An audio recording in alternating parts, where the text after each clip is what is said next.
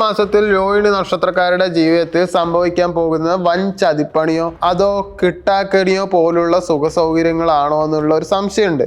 വിശ്വസിച്ചവർ തന്നെ പുറകിൽ നിന്ന് കുത്താൻ പോകുന്ന ഒരു അപായവും കൂടി ഉണ്ടാവാൻ സാധ്യതയുണ്ട്. ചന്ദ്രൻ അധിപനായ രോഹിണി നക്ഷത്രക്കാർ കാണാൻ ഭംഗിയുള്ളവരും സംസാരിച്ച് മറ്റുള്ളവർ വീഴ്ത്തുന്നവരുമാണെങ്കിലും നിങ്ങളുടെ ഉള്ളിൽ ഒരു വലിയ അപകടമുണ്ട്. സ്വന്തം സ്വാർത്ഥതയ്ക്ക് വേണ്ടി മറ്റുള്ളവരെ പാവ പോലെ കളിപ്പിക്കാൻ നിങ്ങൾക്ക് പ്രത്യേകം എടുക്കുന്നുണ്ട്. അമിതമായ ആഡംബര മോഹം, കള്ളത്തരങ്ങൾ മറച്ചു വെക്കാനുള്ള കഴിവും പലപ്പോഴും വലിയ കുരുക്കുകളിൽ ഇവരെ എത്തിക്കും. പക്ഷെ ആകർഷകമായ പെരുമാറ്റം കൊണ്ടും ബുദ്ധി സാമർഥ്യം കൊണ്ടും വിചാരിച്ച കാര്യങ്ങൾ ഏത് വഴിയിലൂടെയും നേടിയെടുക്കാൻ നിങ്ങൾക്ക് കഴിയും. ഓഗസ്റ്റ് മാസം രോഹിണി നക്ഷത്രക്കാർക്ക് വലിയൊരു മാനസിക സമ്മർദ്ദത്തിന്റെ മാസമായിരുന്നു.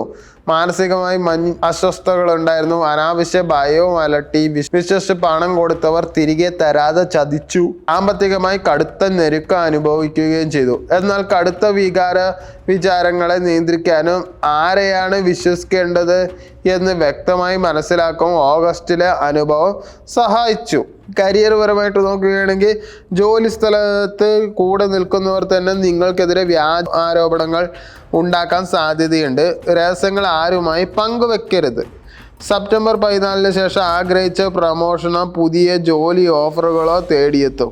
ആർട്ട്, മീഡിയ, ബിസിനസ് രംഗത്തുള്ളവർക്ക് വൻ വളർച്ച ഉണ്ടാവാനും സാധ്യതയുണ്ട്. സാമ്പത്തികം നോക്കുകയാണെങ്കിൽ തെറ്റായ സാമ്പത്തിക നിക്ഷേപങ്ങളിലോ ഓൺലൈൻ തട്ടിപ്പുകളിലോ പെട്ട് വൻ തുക നഷ്ടപ്പെടാൻ സാധ്യതയുണ്ട്. തടസ്സപ്പെട്ട് കിടന്ന പണം തിരികെ ലഭിക്കും. പുതിയ വരുമാന മാർഗങ്ങളിലൂടെ കയ്യിലേക്ക് ധാരാളം പണം വന്നു ചേരുകയും ചെയ്യും. അനാവശ്യ ആകർഷണങ്ങളും മൂന്നാമതൊരാളുടെ ഇടപെടലും കാരണം നിലവിലുള്ള ബന്ധങ്ങൾ തകരാൻ സാധ്യതയുണ്ട്.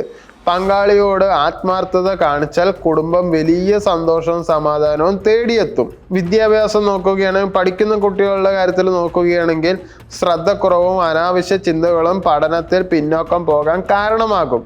ചിട്ടയായ പഠനത്തിലൂടെ മികച്ച വിജയവും ആഗ്രഹിച്ച കോഴ്സുകളിൽ പ്രവേശനം നേടാനും സാധിക്കും. സെപ്റ്റംബറിലെ തടസ്സങ്ങൾ മാറാൻ തിങ്കളാഴ്ചകളിൽ ശിവക്ഷേത്രങ്ങളിൽ ധാരയോ മൃത്യുഞ്ജന പുഷ്പാഞ്ജലിയോ നടത്തുക. ദിവസവും ഓം നമഃശിവായ 108 തവണ ജപിക്കുന്നത് അനാവശ്യ ഭയവും തടസ്സവും മാറ്റും.